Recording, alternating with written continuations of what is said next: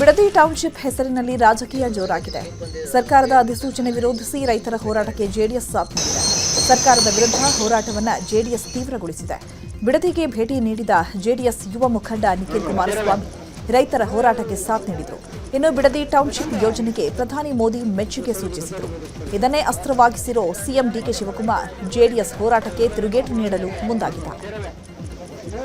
ಇನ್ನು ರೈತರ ಜೊತೆ ಪ್ರತಿಭಟನೆಯಲ್ಲಿ ಪಾಲ್ಗೊಂಡಿದ್ದಂತಹ ನಿಖಿಲ್ ಕುಮಾರಸ್ವಾಮಿ ರೈತರ ಹೋರಾಟಕ್ಕೆ ಬೆಂಬಲ ಸೂಚಿಸಿದ್ದಾರೆ. ಟೌನ್ಶಿಪ್ ಯೋಜನೆಗೆ ರೈತರು ವಿರೋಧ ಮಾಡುತ್ತಿದ್ದಾರೆ. ಆದರೂ ಸರ್ಕಾರ ಜಿದ್ದು ಸಾಧಿಸಲು ಹೊರಟಿದೆ. ತರಾತುರಿಯಲ್ಲಿ ಸರ್ಕಾರ ಅಂತಿಮ ಅಧಿಸೂಚನೆ ಹೊರಡಿಸಿದೆ. ಸರ್ಕಾರದ ಈ ನಿರ್ಧಾರ ಸರಿಯಲ್ಲ. ಟೌನ್ಶಿಪ್ ಯೋಜನೆ ಬೇಡ ಅಂತ ನಾನು ರಾಹುಲ್ ಗಾಂಧಿಗೆ ಪತ್ರ ಬರೀತೀನಿ ಅಂತ ನಿಖಿಲ್ ಹೇಳಿದರು. ಇಲ್ಲಿ ಸರ್ಕಾರ ರಿಯಲ್ ಎಸ್ಟೇಟ್ ದಂಧೆಕೋರರಿಗೆ ಬೆನ್ನೆಲುಬಾಗಿ ನಿಂತ್ಕೊಂಡು ರೈತರ ಬದುಕಿನ ಜೊತೆ ಚೆಲ್ಲಾಟ ಆಡ್ಕೊಂಡು ಇಲ್ಲಿ ರಿಯಲ್ ಎಸ್ಟೇಟ್ ದಂಧೆಗೆ ಮತ್ತಷ್ಟು ಪ್ರೋತ್ಸಾಹವನ್ನು ಕೊಡ್ತಾ ಇರ್ತಕ್ಕಂಥದ್ದು ಭಾಳ ಸ್ಪಷ್ಟ. ಹೋಗ್ತಾ ಹೋಗ್ತಾ ಇನ್ನೆಷ್ಟು ಲಕ್ಷ ಕೋಟಿ ಮಾಡಬೇಕು ಅಂತ ಇದ್ದಾರೋ ನನಗೆ ಗೊತ್ತಿಲ್ಲ. ಈಗ ನೋಡಿ, ರಾಹುಲ್ ಗಾಂಧಿ ಅವರು ಭಾಳ ದೊಡ್ಡವರಿದ್ದಾರೆ. ಹಾಗಾಗಿ ಅವ್ರಿಗೊಂದು ಪತ್ರ ನಾನೇ ಬರೆದು ಕಳಿಸ್ತಾ ಇದ್ದೀನಿ. ಇವತ್ತು ಜೊತೆಯಲ್ಲಿ ಇಲ್ಲ ನಮ್ಮ ರೈತರೆಲ್ಲ ಅದಕ್ಕೆ ಸಹಿ ಹಾಕಿದ್ದಾರೆ. ಇಲ್ಲಿ ಬಿಡದಿ ಟೌನ್ಶಿಪ್ ನಿರ್ಮಾಣಕ್ಕೆ ರೈತರು ಭಾರಿ ವಿರೋಧ ಮಾಡ್ತಾ ಇದ್ದಾರೆ. ಕೆಂಪಯ್ಯನಪಾಳ್ಯದಲ್ಲಿ 384 ಎಕರೆ ರೈತರ ಭೂಮಿ ಸ್ವಾಧೀನಕ್ಕೆ ಅಧಿಸೂಚನೆ ಹೊರಡಿಸಲಾಗಿದೆ. ಕೆಂಪಯ್ಯನಪಾಳ್ಯ ತಾಯಪ್ಪನದೊಡ್ಡಿಯಲ್ಲಿ ಫಲವತ್ತಾದ ಕೃಷಿ ಭೂಮಿ ಇದೆ. ನಾವು ಇಲ್ಲಿ ತೆಂಗು, ರೇಷ್ಮೆ, ಬದನೆ, ತರಕಾರಿ ಬೆಳೆ ಬೆಳೀತಾ ಇದ್ದೇವೆ. ಹೈನುಗಾರಿಕೆ ಕೃಷಿಯನ್ನ ನಂಬಿಕೊಂಡಿದ್ದೇವೆ. ಉತ್ತರ ಕರ್ನಾಟಕದ ಹಳ್ಳಿಗಳನ್ನು ಮೊದಲು ಅಭಿವೃದ್ಧಿ ಮಾಡಲಿ. ನಮ್ಮ ಫಲವತ್ತಾದ ಕೃಷಿ ಭೂಮಿ ಮೇಲೆ ಕಣ್ಣು ಯಾಕೆ ಅಂತ ಅಲ್ಲಿನ ರೈತರು ಪ್ರಶ್ನೆ ಮಾಡ್ತಾ ಇದ್ದಾರೆ. ಇದು 2 ಎಕರೆಯಲ್ಲಿ ಸುಮಾರು ಒಂದು ವರ್ಷಕ್ಕೆ ಒಂದು 3 ಲಕ್ಷ 4 ಲಕ್ಷ ನಾವು ದುಡಿಮೆ ಮಾಡ್ತೀವಿ. ಒಂದು ಬೆಳೆ ರೇಷ್ಮೆ ಮಾಡಿದ್ರೆ ಒಂದು ಬೆಳೆಗೆ 50 ಮೊಟ್ಟೆ ಮೇಯಿಸಿದ್ರೆ 50,000ದಿಂದ 60,000 ರೂಪಾಯಿ ದುಡ್ಡು ತಗೋತೀವಿ. ಏನು ಮಾಡ್ತೀವಿ ಅಂದರೆ ವಿಷ ಕುಡಿಬೇಕಷ್ಟೇ. ಇವರಿಂದ ವಿಷ ಕುಡಿದು ಸಾಯ್ಬೇಕಷ್ಟೇ, ಇನ್ನೇನಿಲ್ಲ. ವಿಷ ಕುಡಿಸಿ ಸಾಯ್ಬೇಕು. ಯಾಕೆ ಅಂದರೆ ನಮಗಿನ್ನು ಬೇರೆ ಇದೆ ಯಾವುದೂ ಇಲ್ಲ. ಅವ್ರು ಕೊಡೋದು 2 ಕೋಟಿನ 2.5 ಕೋಟಿನ ಎಷ್ಟು ದಿನ ಬಂದ್ಬಿಡ್ತದೆ. ಇದು ಇಷ್ಟೊಂದು ಲಕ್ಷಾಂತರ ಮರಗಿಡನ ನಾಶ ಮಾಡಿ ACT ಮಾಡುವಂಥ ಅವಶ್ಯಕತೆ ಏನಿದೆ ಅಂತ ಒಂದು ಪಾಯಿಂಟು. ಇದೆಲ್ಲ ಇನ್ನು ಕಂಪ್ಯೂಟರ್ ಬೆಳಕಾಗುತ್ತಾ? ಎಲ್ಲ ಕೂತ್ಕೊಂಡು ಹೆಸರ ಮೇಲೆ ಕೂತ್ಕೊಂಡು ಇದು ಬರಡು ಭೂಮಿ ಅಂದ್ಬಿಟ್ಟು ನೀವು ಹೇಳ್ತಿರಲ್ಲ. ಯಾರೋ ಏಜೆಂಟ್ರುಗಳು ಮತ್ತೆ ದಲ್ಲಾಳಿಗಳು ಕೂರಿಸ್ಕೊಂಡು ಹೇಳ್ತಿರಲ್ಲ, ಇದು ನ್ಯಾಯಸಮ್ಮತವಾದದ್ದ ಇದು? ಅಲ್ಲ ಸರ್, ನಾವು 2 ಕೋಟಿ ತಗೊಂಡೇನು ಹೊಟ್ಟೆಗೆ ದುಡ್ಡ ತಿನ್ನಕಾಯ್ತದ ಸರ್? ನಾವು ಅಣ್ಣನೇ ಅಲ್ವಾ ಸರ್ ತಿನ್ನೋದು? ನಾವು ಏನು ಬೆಳೀತಾ ಇದೀವಿ ಅದನ್ನ ನಾವು ತಿಂತಾ ಇದೀವಿ. ನಮ್ಗೆ ಬೇಕಾದಷ್ಟು ಮರ ಗಿಡಗಳು ಎಲ್ಲ ಕಷ್ಟಪಟ್ಟು ಬೆಳೆಸಿದೀವಿ. ನಮ್ಮ ತಾತ ಮುತ್ತಾತಿರೋ ಸಂಪಾದನೆ ಮಾಡಿರೋದು ಮತ್ತೆ ನಾವು ಗಳಿಸೋಕ್ಕಾಗಲ್ಲ. ಈ ಭೂಮಿ ಕೊಟ್ಟರೆ ನಾವು ಪ್ರಾಣ ಕೊಟ್ಟಂಗೆ ಆಯ್ತದೆ ಸರ್. ಮರ ಗಿಡಗಳನ್ನ ಅಷ್ಟೇ ಇದಾಗಿ ಸಮೃದ್ಧಿಯಾಗಿ ಇದು ಮಾಡಿದೀವಿ. ಅವ್ರು 10 ಕೋಟಿ ಎಲ್ಲ 20 ಕೋಟಿ ಕೊಟ್ಟರು ನಾವು ಜಮೀನು ಕೊಡಲ್ಲ ಸರ್. ಆದರೆ ನಾವು ಯಾವುದೇ ಕಾರಣಕ್ಕೂ ಅವ್ರು ಡಿ ಕೆ ಶಿವಕುಮಾರ್ ನೋಟಿಫಿಕೇಶನ್ ಮಾಡಿದ್ರು ಸಹ ಏನಾದ್ರು ಸಹ ನಮ್ಮ ಪ್ರಾಣ ಹೋದ್ರೂ 1 ಇಂಚ್ ಭೂಮಿ ಅಂತೂ ಕೊಡಲ್ಲ. ಏನಕ್ಕೆ ಯಾವ ಕೋರ್ಟ್ಗೆ ಹೋಗಲಿ ಏನಕ್ಕೂ ನಾವು ಎಲ್ಲಕ್ಕೂ ಸಿದ್ಧರಿದ್ದೇವೆ. ಯಾವ ಹೋರಾಟಕ್ಕೂ ಸಿದ್ಧರಿದ್ದೇವೆ. ನಾವು ಯಾವುದೇ ಕಾರಣಕ್ಕೂ 1 ಇಂಚ್ ಭೂಮಿನೂ ಬಿಡಲ್ಲ, ಯಾವುದೇ ಕಾರಣಕ್ಕೂ ಕೊಡೋದು ಇಲ್ಲ ಸರ್. ನಮ್ಮ ಮಕ್ಕಳನ್ನ ಓದಿಸ್ಕೊಂಡು ನಾವು ಆರಾಮಾಗಿದ್ದೀವಿ. ನಾವು ಯಾವುದೇ ಕಾರಣಕ್ಕೂ ಭೂಮಿನ ಬಿಟ್ಕೊಡಕ್ಕೆ ಹೋಗಲ್ಲ. ಈಗ ಏನಂದರೆ ನಮ್ಗೆ ಆಗಿರೋದೇನೆಂದರೆ ನಾವು ಬಸ್ಗಳು ಕಟ್ಕೊಂಡಿದ್ದೀವಿ, ರೇಷ್ಮೆ ಬೆಳೀತಾ ಇದ್ದೀವಿ. ಎಲ್ಲ ಪ್ರತಿಯೊಂದಕ್ಕೂ ನಾವು ನೀರು ಪಂಪ್ ಸೆಟ್ ಮಾಡಿಕೊಂಡು ನಾವು ವ್ಯವಹಾರ ಮಾಡ್ತಾ ಇದ್ದೀವಿ. ಇವತ್ತು ನಾವು ಬಿಟ್ಟು ಕೊಟ್ಬಿಟ್ಟು ನಾವು ಎಲ್ಲಿ ಹೋಗೋಣ ಸರ್? ಅದನ್ನೆಲ್ಲ ಇದು ಮಾಡಿಕೊಂಡು ನಾವು ಬೇರೆ ಕಡೆ ಹೋಗಿ ಜೀವನ ಮಾಡೋಕ್ಕಾಯ್ತದ? ಬಿಡದಿ ಟೌನ್ಶಿಪ್ ನಿರ್ಮಾಣಕ್ಕೆ ಬಿಡದಿಯ ಮಂಡಲಹಳ್ಳಿ ರೈತರು ವಿರೋಧ ವ್ಯಕ್ತಪಡಿಸಿದ್ದಾರೆ. ಜಮೀನು ನಮ್ಮ ಅಸ್ಮಿತೆ, ನಮ್ಮ ಜೀವನಾಡಿ. ಪ್ರಾಣ ಕೊಟ್ಟೆವು, ಆದರೆ ಭೂಮಿ ಕೊಡೋದಿಲ್ಲ ಅಂತ ರೈತರು ಸರ್ಕಾರದ ವಿರುದ್ಧ ಕಿಡಿಕಾರಿದ್ದಾರೆ. ನಮಗೆ ಬೆಳೆ ಬೆಳೆಯೋದಷ್ಟೇ ಗೊತ್ತಿರುವುದು. ನಾವು ಯಾವುದೇ ಕಾರಣಕ್ಕೂ ಜಮೀನನ್ನ ಬಿಟ್ಕೊಡಲ್ಲ ಅಂತ ರೈತರು ಹೇಳ್ತಿದ್ದಾರೆ.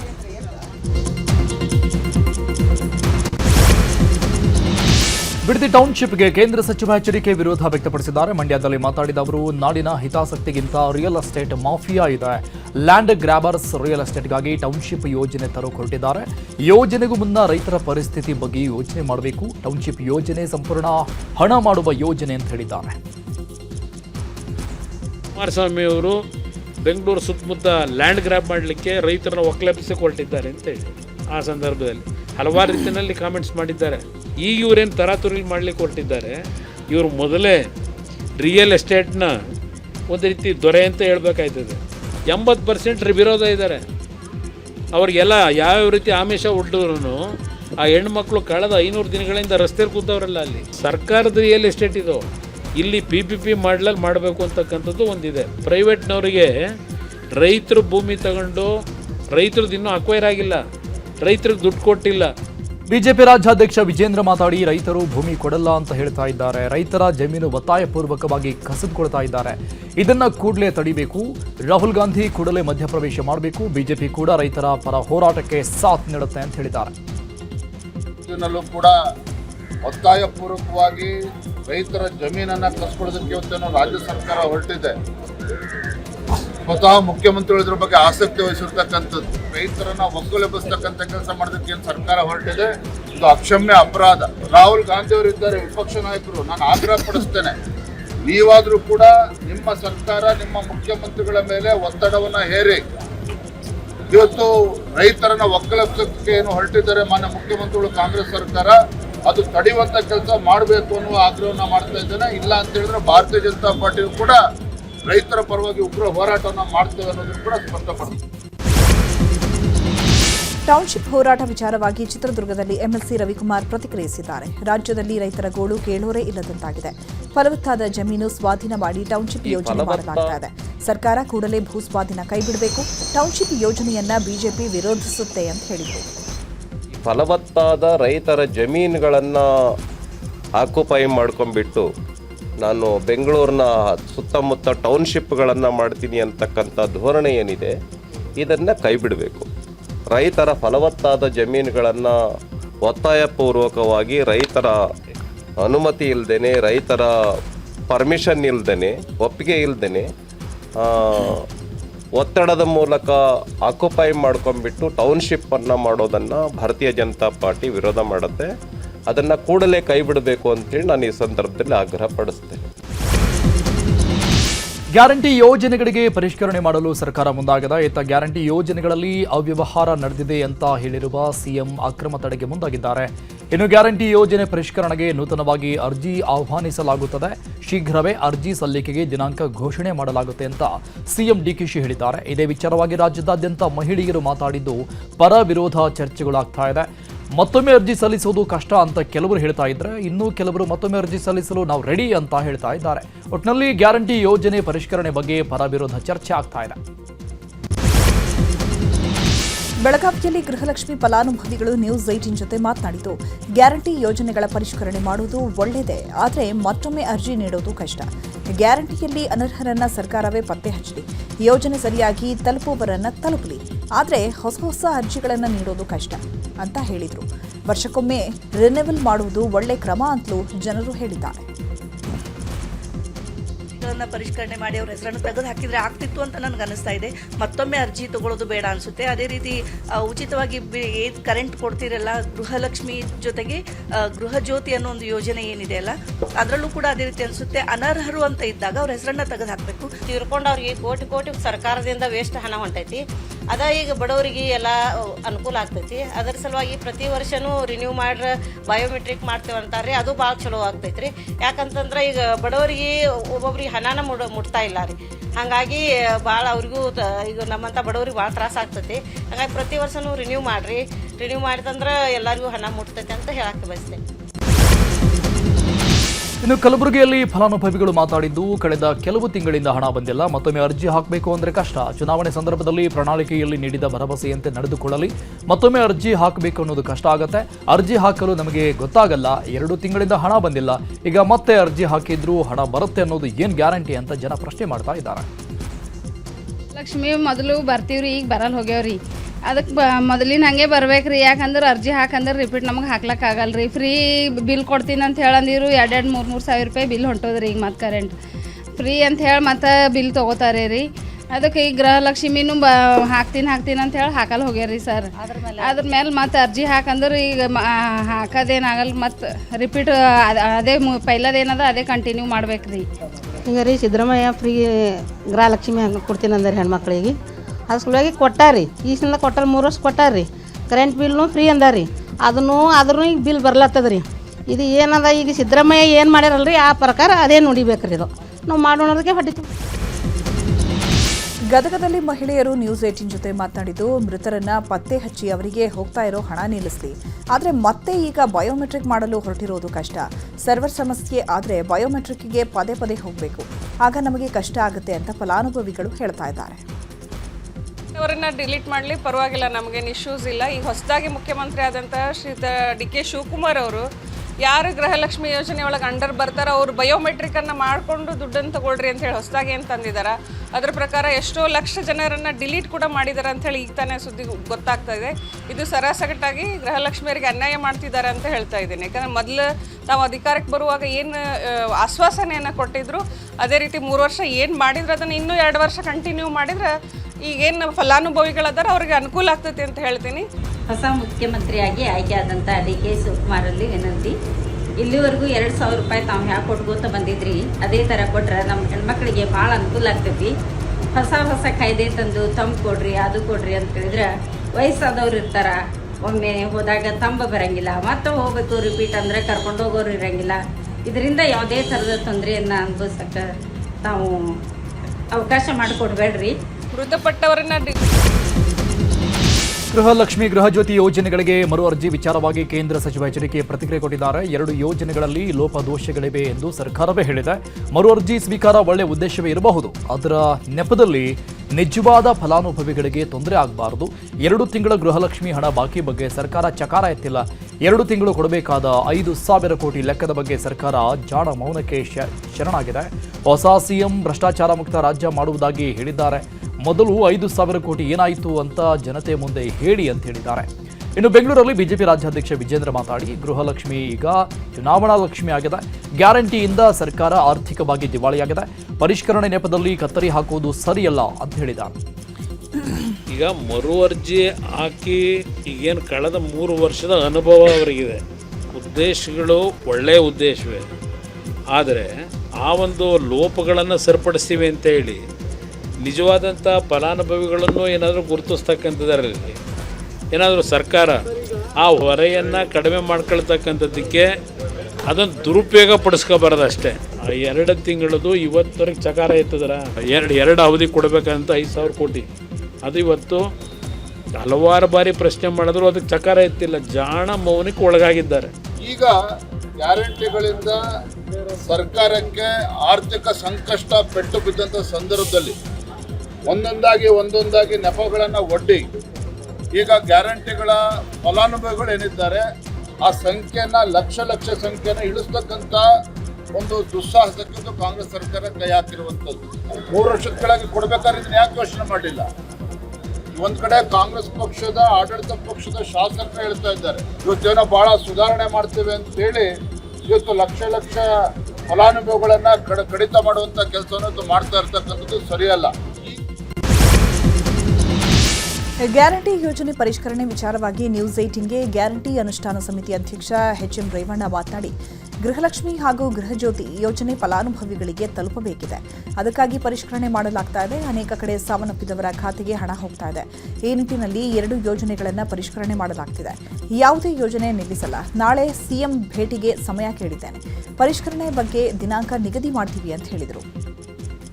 ಒಂದು 6 ತಿಂಗಳ ಹಿಂದೆ ನಮಗೆ ಈ ನಮಗೆ ನಮ್ಮ ಕೆಲಸ ಏನು, ಅಥಾರಿಟಿ ಕೆಲಸ ಏನು, ಈ ಅರ್ಹ ಫಲಾನುಭವಿಗಳಿಗೆ ಇದು ಸಿಗಬೇಕು, ಈ ಯಾರೂ ಕೊಡೋದ್ರಿಂದ ವಂಚಿತರಾಗಬಾರ್ದು ಮತ್ತು ಇದರಲ್ಲಿ ನ್ಯೂನತೆ ಆಗಬಾರ್ದು ಅನ್ನೋದು ನಮ್ಮ ಮೂಲ ಉದ್ದೇಶ.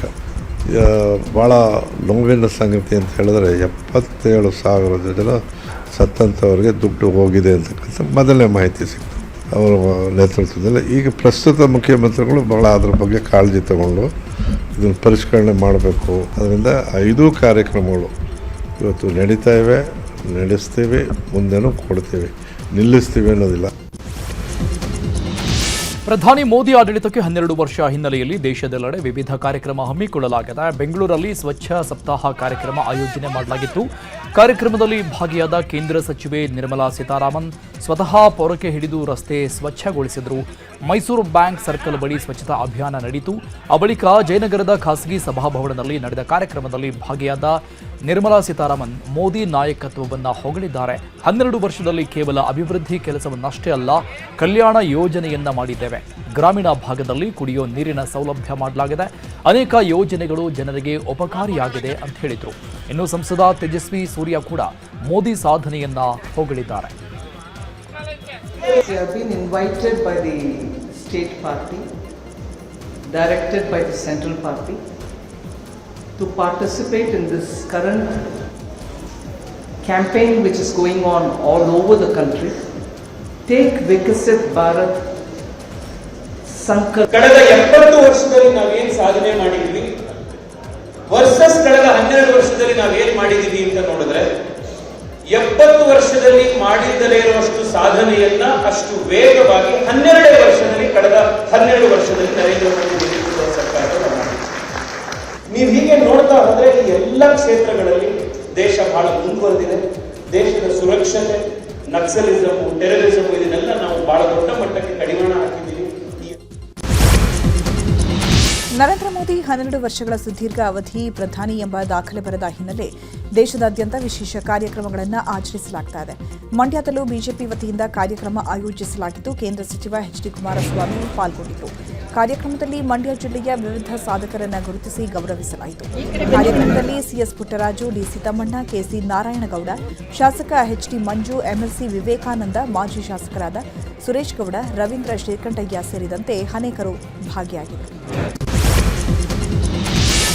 ಮಾಜಿ ಸಚಿವ ಜಮೀರ್ ಅಹಮದ್ ಮಂತ್ರಿಗಿರಿಗಾಗಿ ಸರ್ಕಸ್ ಮಾಡ್ತಾ ಇದ್ದಾರೆ. ನಿನ್ನೆ ಎಐಸಿಸಿ ಅಧ್ಯಕ್ಷ ಮಲ್ಲಿಕಾರ್ಜುನ್ ಖರ್ಗೆಯನ್ನ ಭೇಟಿ ಮಾಡಿ ಚರ್ಚಿಸಿದ್ದಾರೆ. ಇದಾದ ಬಳಿಕ ಮಾಜಿ ಸಿಎಂ ಸಿದ್ದರಾಮಯ್ಯ ಅವರನ್ನು ಭೇಟಿ ಮಾಡಿ ಸಚಿವ ಸ್ಥಾನದ ವಿಚಾರವಾಗಿ ಒತ್ತಾಯಿಸಿದ್ದಾರೆ. ಇದಾದ್ಮೇಲೆ ಸಿಎಂ ಡಿಕೆ ಶಿವಕುಮಾರ್ ಅನ್ನ ಭೇಟಿ ಮಾಡಿ ಮಂತ್ರಿಗಿರಿಗೆ ಲಾಬಿ ಮಾಡಿದ್ದಾರೆ. ತಿಪಟೂರು ಶಾಸಕ ಷಡಕ್ಷರಿ ದೆಹಲಿಯಿಂದ ಬೆಂಗಳೂರಿಗೆ ವಾಪಸ್ಸಾಗ್ತಾ ಇದ್ದಾರೆ. ಶಾಸಕ ಸ್ಥಾನಕ್ಕಾಗಿ ಲಾಬಿ ಮಾಡಲು ದೆಹಲಿಗೆ ತೆರಳಿದ್ದ ಷಡಕ್ಷರಿ ತೀವ್ರ ಅನಾರೋಗ್ಯಕ್ಕೀಡಾಗಿದ್ದರು. ಕೂಡಲೇ ಅವರನ್ನು ದೆಹಲಿ ಆಸ್ಪತ್ರೆಗೆ ದಾಖಲು ಮಾಡಲಾಗಿದ್ದು, ಚಿಕಿತ್ಸೆ ಪಡೆದ ಬಳಿಕ ಬೆಂಗಳೂರಿನತ್ತ ಶಾಸಕ ಷಡಕ್ಷರಿ ವಾಪಸ್ಸಾಗ್ತಾ ಇದ್ದಾರೆ. ಷಡಕ್ಷರಿ ಜೊತೆಯಲ್ಲೇ ಯುವ ಕಾಂಗ್ರೆಸ್ ಕಾರ್ಯದರ್ಶಿ ಗೋವರ್ಧನ್ ಸೇರಿದಂತೆ ಹಲವರು ಆಗಮಿಸ್ತಾ ಇದ್ದಾರೆ. ಷಡಕ್ಷರಿ ವಾಪಸ್ ಬರ್ತಾ ಇರೋದ್ರಿಂದ ಅಭಿಮಾನಿಗಳಲ್ಲಿ ಸಂತಸ ಮೂಡಿದೆ.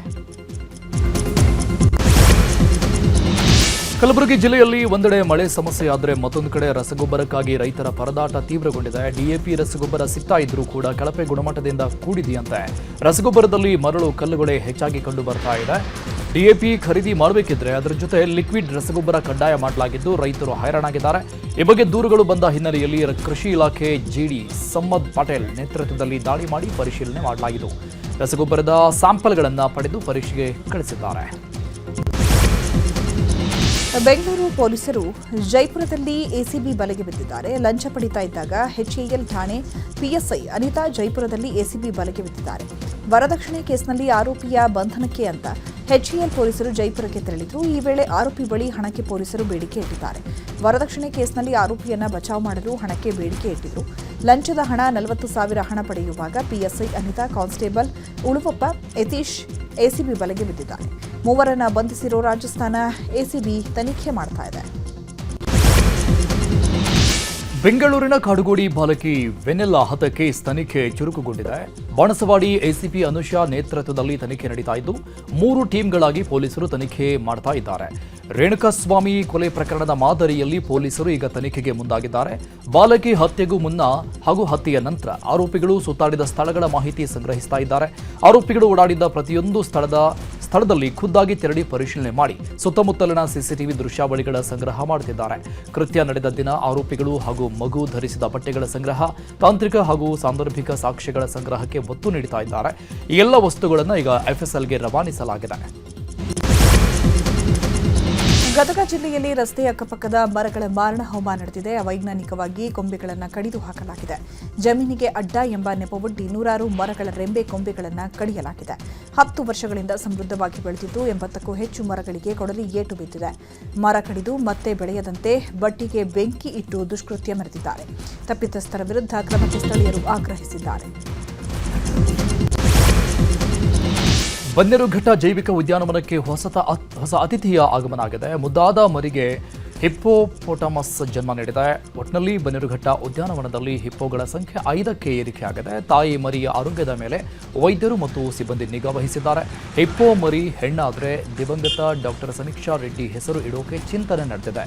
ಮರಿ ಹಿಪ್ಪೋವನ್ನ ನೋಡಲು ಪ್ರವಾಸಿಗರು ಕಾತರದಿಂದ ಕಾಯ್ತಿದ್ದಾರೆ. ಇನ್ನೊಂದೆಡೆ ಸೌತ್ ಆಫ್ರಿಕಾದ ಚಿರತೆಗಳು ತನ್ನ ಕ್ವಾರಂಟೈನ್ ಅವಧಿ ಮುಗಿಸಿ ಝೂನ ಕೇಜ್ಗೆ ಶಿಫ್ಟ್ ಆಗಿದೆ. ಝೂನಲ್ಲಿರುವ 2 ಹೆಣ್ಣು ಮತ್ತು 2 ಗಂಡು ಚೀತಾಗಳು ಸದ್ಯ ಪ್ರವಾಸಿಗರ ವೀಕ್ಷಣೆಗೆ ಮುಕ್ತವಾಗಿದೆ. ಸದ್ಯ ಚೀತಾಗಳು ಪ್ರವಾಸಿಗರ ಆಕರ್ಷಣೆಯ ಕೇಂದ್ರ ಬಿಂದುವಾಗಿದೆ. ಮಧ್ಯಪ್ರಾಚ್ಯದ ಬಿಕ್ಕಟ್ಟಿಗೆ ಇಂದೇ ತೆರೆ ಬೀಳುತ್ತಾ ಎಂಬ ಪ್ರಶ್ನೆ ಎದ್ದಿದೆ. ಕಾರಣ ಯುದ್ಧ ನಿಲ್ಲಿಸುತ್ತೇವೆ, ಇಂದೇ ಶಾಂತಿ ಒಪ್ಪಂದಕ್ಕೆ ಸಹಿ ಹಾಕ್ತೇವೆ ಅಂತ ಅಮೆರಿಕ ಅಧ್ಯಕ್ಷ ಡೊನಾಲ್ಡ್ ಟ್ರಂಪ್ ಪೋಸ್ಟ್ ಮಾಡಿದ್ದಾರೆ. ಇರಾನ್ ಇನ್ಮುಂದೆ ಪರಮಾಣು ಶಸ್ತ್ರಾಸ್ತ್ರ ಬಯಸಲ್ಲ, ಸಹಿ ಹಾಕಿದ ಕೂಡಲೇ ಹರ್ಮುಜ್ ಜಲಸಂಧಿ ಓಪನ್ ಆಗಲಿದೆ ಎಂದಿದ್ದಾರೆ. ಆದರೆ ಇಂದು ಯಾವುದೇ ಒಪ್ಪಂದ ಮಾಡಿಕೊಳ್ಳಲ್ಲ ಅಂತ ಇರಾನ್ ಹೇಳಿದೆ.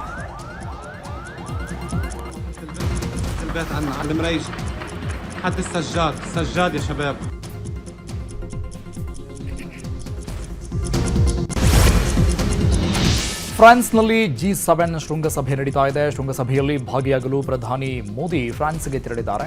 ಇನ್ನು ಶೃಂಗಸಭೆಯಲ್ಲಿ ಬುಧವಾರ ಮೋದಿ ಹಾಗೂ ಟ್ರಂಪ್ ಭೇಟಿಯಾಗಲಿದ್ದಾರೆ. ಭೇಟಿ ವೇಳೆ ವ್ಯಾಪಾರ ಸೇರಿದಂತೆ ಹಲವು ಮಹತ್ವದ ಒಪ್ಪಂದದ ಬಗ್ಗೆ ಚರ್ಚೆ ಆಗುವ ಸಾಧ್ಯತೆ ಇದೆ.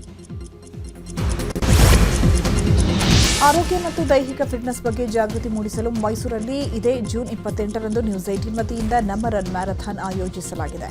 ಮಕ್ಕಳಿಗಾಗಿ 1 ಕಿಲೋಮೀಟರ್ ಹಾಗೂ 2 ಕಿಲೋಮೀಟರ್ ನಿಗದಿಪಡಿಸಲಾಗಿದೆ.